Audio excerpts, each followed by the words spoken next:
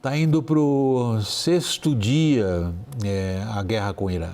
O presidente dos Estados Unidos, Donald Trump, ainda está, digamos, tentando definir, cada vez ele fala uma coisa um pouco diferente, quais são, afinal, os objetivos declarados do conflito. Enquanto isso, forças israelenses e americanas estão ampliando consideravelmente as operações militares na região. Confira. Aliados e conselheiros de Trump temem que uma guerra muito prolongada contra os iranianos acabe gerando danos políticos ao Partido Republicano em um ano de eleição de meio de mandato. O conflito já custou vidas americanas e traz um aumento no custo da gasolina para o país. Diante disso, Trump e aliados demonstram dificuldades para justificar as operações, algo que já acontecia antes.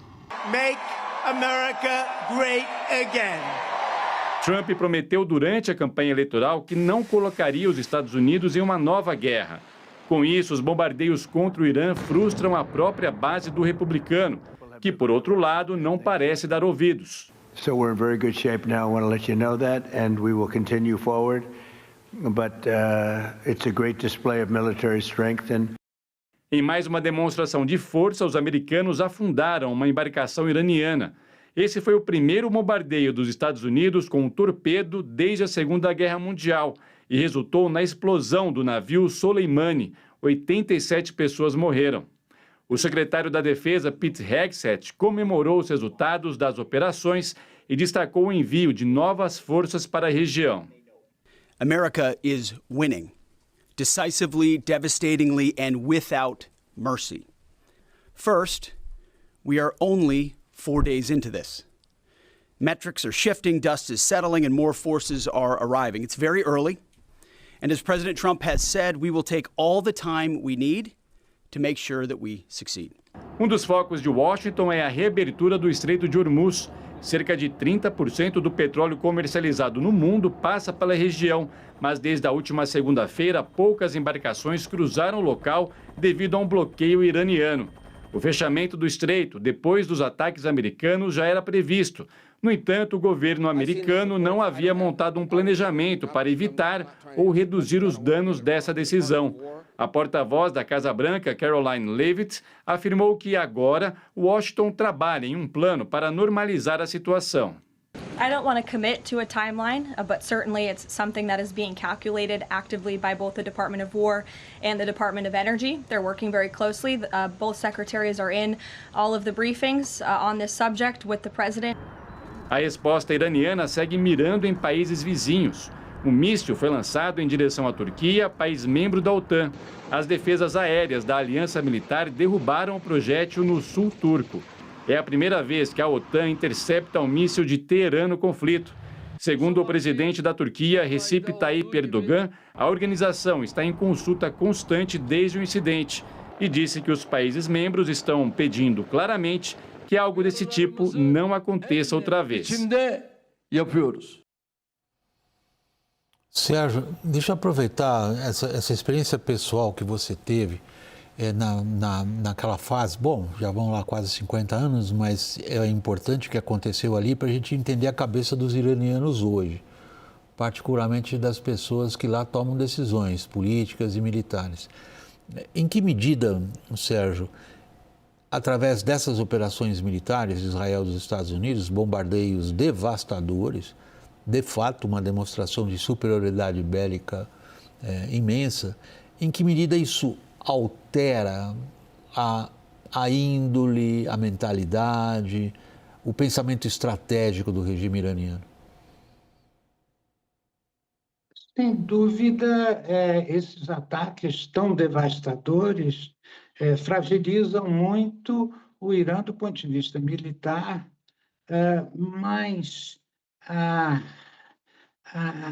a mudança, a transformação da índole, da atitude do Irã com relação às superpotências, a capacidade de isso se transformar a partir de ataques militares devastadores, eu diria que é ainda um ponto de interrogação, mas um ponto de interrogação que deve levar em consideração muito o histórico do Irã, né? Um país que, no século XIX, teve invasão russa, no século XX foi ocupado pela União Soviética, teve depois o golpe de Estado contra o Mossadegh, depois a hegemonia dos Estados Unidos e a Revolução Iraniana, e que revolução essa que sobreviveu à guerra Irã-Iraque e a diversas outras dificuldades monumentais, né? Eu diria que a alma iraniana é muito contra a dominação estrangeira. Eu acho que isso eu acho que é o fulcro da identidade iraniana. Certamente, a fragilização do regime terá um efeito sobre uma enorme parcela da população que hostiliza o regime atual, que talvez tenha apoio de 15%, 20% da população. Mas, indo diretamente à sua pergunta, eu diria que a alma iraniana ainda valoriza a identidade iraniana, a cultura iraniana e uma hostilidade, seja ao leste ou ao oeste. Dorival, a gente parece ter, quando houve pronunciamentos do governo israelense, uma ideia mais clara de qual é o objetivo a ser atingido, é acabar com o Irã como potência militar na região. E as declarações que vêm do governo israelense são realmente muito transparentes nesse sentido, dizendo não nos importa nada o que vai acontecer com eles depois. O que nos importa é tirar deles qualquer capacidade de qualquer tipo, de atacar vizinhos e muito menos de atacar Israel, o que não parece estar muito distante de ser atingido. Do lado americano, a gente tem tido dificuldades de entender exatamente qual é o objetivo político dessa enorme, maciça ação militar. Como é que os dois se combinam? Os Estados Unidos foram claramente arrastados para essa guerra por Israel. E quem disse isso foi o próprio Trump e o próprio Marco Rubio. Basta interpretar o que eles disseram, né? O Marco Rubio foi muito infeliz quando disse que os Estados Unidos entraram na guerra porque Israel ia entrar de qualquer forma, que demonstra, então, que os Estados Unidos são liderados por Israel. E depois o Trump, tentando consertar, disse que foi porque tinha certeza de que o Irã ia atacar Israel. Isso também não conserta exatamente a situação. E a interpretação dos americanos foi de muita frustração diante dessa situação, de, como eles dizem, né, put the troops on the harm's way, né, colocar, e já morreram soldados, inclusive que estavam num makeshift acampamento, né, num lugar que nem tinha uma proteção adequada para eles lá no Kuwait, né. Então, essa guerra é excelente para Israel. Sim, Israel, junto com os Estados Unidos, tem essa capacidade de desmantelar os arsenais iranianos, a marinha iraniana, tem essa capacidade, é indubitável. Mas, do ponto de vista político, eu interpreto isso de acordo com a escala de tolerância à dor. Quem tem a maior tolerância à dor é, obviamente, o Irã, né? E depois, nessa escala, Israel, e depois Estados Unidos e, finalmente, as monarquias árabes do Golfo, que têm zero tolerância à dor. Eu vou entrar no assunto das monarquias já.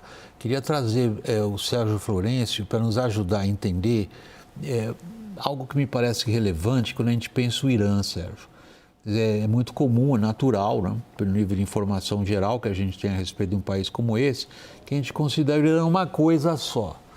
Quando, na verdade, é um país quase um mosaico, do ponto de vista étnico, sobretudo. Nós temos diversas regiões ocupadas por diversas etnias e sempre foi um esforço consistente de qualquer regime iraniano manter a unidade do Estado iraniano pela força. Agora vem a CIA e diz que vai fomentar uma revolta de curdos, que ocupam uma parte relevante do Irã, em fronteira com a Síria, em fronteira com o Iraque, no chamado Kurdistão. Que possibilidade eles têm? Essa iniciativa da CIA de apoiar o movimento curdo, eu considero uma lose-lose game, porque, na verdade, além desse mosaico de etnias que é o Irã e que, como você falou, conseguiu, né, essa unificação sempre graças a governos fortes, essa unificação ela está questionada hoje não só pela diversidade étnica que você ressaltou, mas também pela divisão do país, né, entre uma classe média, uma sociedade civil muito vibrante e uma superestrutura política extremamente muito autoritária e que, ao longo, desde 79, o que houve em termos, digamos, do jogo político, você sempre teve uma rivalidade entre os presidentes eleitos pelo povo, a maioria deles com um corte mais liberal, e um presidente que sempre escolhido pela hierarquia religiosa. Então, você teve esse jogo dicotômico e, ao longo dos anos, você teve vários governos, né, Bazargan, Rafsanjani, Khatami, Rouhani, todos esses de corte liberal e que procuravam posições mais moderadas, mais integradoras da sociedade, e, do outro lado, o líder supremo, escolhido pelo clero, sempre, digamos, impedindo que essa evolução mais liberal da sociedade iraniana prevalecesse. E, digamos, a comprovação disso é que os dois únicos presidentes que tiveram uma forte identidade com o líder supremo foram dois, Ahmadinejad e Raisi, que todos dois eleitos por fraude. Ou seja, o que eu quero dizer com isso é que a sociedade iraniana ela tem um movimento de transformação liberal que não é desprezível, mas ele é bloqueado sempre pelo clero religioso e, mais ainda, pelos guardas revolucionários, né? Então, o que ocorre hoje é que, com a fragilização do Irã, né, do ponto de vista geopolítico, com a perda dos proxies, né, do Hamas, do Hezbollah, dos Houthis, das influências das milícias na Síria e no Iraque, e com as evidentes derrotas do país, né, com o ataque às instalações nucleares, essa fragilização ela cria uma janela de oportunidade para essa classe média que tentou várias vezes, né, transformar o sistema político e que sempre esbarrou, né, por oposição do clero. Deixa eu pegar esse ponto. Dos vários revolucionários. Deixa eu pegar exatamente esse ponto. Se é uma janela de oportunidade para uma transformação radical, a gente pode pensar em qualquer cenário. Os israelenses deixaram claro, se aquele cenário for um cenário de desintegração do país, pouco nos interessa, contanto que eles só consigam atacar a gente com estilingue, se for o caso. Agora, do ponto de vista dos americanos, superpotência com interesses por toda parte, deveria parecer razoavelmente claro que caos e desintegração de potências com a localização geopolítica do Irã causam maiores problemas ainda. Imagina o que está na cabeça das monarquias no Golfo, que conseguiram ser uma espécie de dobradiça para o futuro, para até, pelo gás, né? Energia razoavelmente mais limpa que as outras, como polos de turismo, como polos de atração financeira, inovação, como polos de diplomacia entre os blocos, vendo isso se arrebentar ao lado deles. Pois é, e esse é o objetivo exatamente do Irã, né? Desfazer, cobrar esse alto custo dessa guerra. Você se lembra que depois da invasão de 2003 do Iraque, foram 20 anos, 2 décadas em que essas monarquias usufruíram de uma estabilidade, uma segurança, uma prosperidade e até uma certa tentativa de projetar poder brando, sofisticação, reformas na Arábia Saudita, mais direitos para as mulheres, assim por diante, eventos esportivos extremamente relevantes, tudo isso para projetar esse poder brando e se vender como um lugar que pode haver investimentos e que pode investir também em várias partes do mundo, enquanto que o Levante pegava fogo. Síria, Iraque, Palestina, Israel, Líbano, com guerras e tal, né? Primavera Árabe e assim por diante. E foi tudo isso que se desfez com essa campanha. É intrigante que uma apuração do Washington Post, que ouviu 4 fontes, acredito que do governo americano, que disseram que o Mohammed bin Salman, o príncipe herdeiro da Arábia Saudita, foi quem mais insistiu com o Trump que fizesse essa campanha, né? Por considerar que o Irã realmente, esse regime precisa chegar a um fim para que aquela estabilidade da qual eu falava perdure.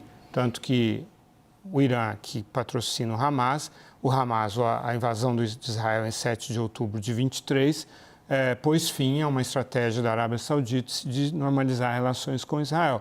Tinha acabado de receber ali 3 ministros israelenses, estavam muito próximos dessa normalização, que a Arábia Saudita considera estratégica para consolidar um Oriente Médio... Dentro dos acordos de Abraão. Um Oriente Médio estável e próspero. Então, eles falam, olha, nós temos que cortar essa cabeça dessa serpente. Bom, outro dia, anteontem, o Irã lançou drones na refinaria de Ras Tanura, que recebe 500 mil barris de petróleo por dia para refinar. Mas os danos foram pequenos. Então, aparentemente, a estratégia do Bin Salman nesse sentido pode ainda ter um bom efeito no futuro. Mas olhando a região como um todo, realmente não está sendo muito bom para eles o que está acontecendo. Sérgio, eu vou colocar a sua apreciação algo realmente especulativo, Sérgio. Confesso, é realmente especulativo. Mas é em cima do que você vinha dizendo na sua intervenção agora há pouco, sobre a janela de oportunidade para uma classe média iraniana, cosmopolita, identificada há muitas décadas com vários países ocidentais, de proceder, não sei se você conseguiu concluir teu raciocínio, eu concluo teu raciocínio colocando essa especulação. Conseguem? Certamente não vai ser fácil, mas eu vejo uma série de elementos que favorece a possibilidade de que essa classe média que tanto lutou, tanto se sacrificou por causa dessa autocracia, desse regime sanguinário, né, violento, etc., a possibilidade que eu vejo é que eu não vejo condições de um regime change a partir de ataques aéreos. Não vejo qualquer perspectiva de que o regime venha a cair, mas, ao mesmo tempo, não interessa aos Estados Unidos um prolongamento desse conflito. Se não interessa aos Estados Unidos prolongar o conflito e ao Irã tampouco sofrer as consequências desses ataques, desses bombardeios, eu penso que, em algum momento, haverá um espaço para negociação. Obviamente, a negociação que os Estados Unidos quer que ocorra a partir de um Irã extremamente fragilizado, mais ainda do que já está. Mas que interessa ao Irã preservar, sobretudo preservar o regime. E, chegando esse momento de negociação, eu penso que, de alguma forma, se abre uma janela de oportunidade para um regime não tanto ditatorial, não tanto sanguinário, de um regime que aceite uma moderação maior e onde os liberais que sempre tiveram representatividade, como na presidência da República, que eles possam ter um poder maior no país. Essa seria quase uma utopia, né, Sérgio? O outro cenário seria esse do qual nós estamos tratando, de uma desintegração. Deixa eu passar para o Lorival agora para encerrar o segmento. Lorival, todas essas situações recentes no Oriente Médio que resultaram na quebra, não só no Oriente Médio, hein? A gente tem que lembrar a Iugoslávia. Todas essas situações de um Estado nacional que se parte nas suas partes constituintes, sobretudo nas suas minorias étnicas ou em determinadas divisões religiosas, em todas elas, alguém teve ou alguém foi puxado para aquele furacão para tentar impor algum mínimo de ordem. Os americanos não fizeram outra coisa no Afeganistão senão isso e devolveram para o Talibã, que derrubaram 20 anos antes. Tiveram que fazer isso, de certa forma, na Síria, no Iraque. Ou outra potência foi lá e fez.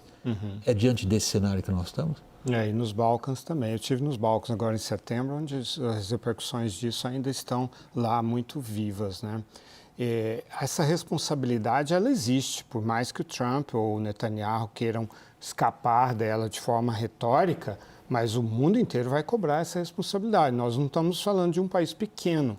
O Irã é um país complexo, montanhoso, com 90 milhões de habitantes, rico em petróleo, né, com uma tradição milenar, uma cultura persa muito respeitada, o grande eixo do xiismo, né, da corrente xiita do Islã, enfim, com uma influência fortíssima, uma posição geográfica extremamente relevante entre a Ásia Central e o Oriente Médio, ali fazendo fronteira com a antiga União Soviética, enfim, com o Afeganistão, enfim, uma região extremamente delicada. Então, é isso que vai drenar as energias políticas do presidente Trump.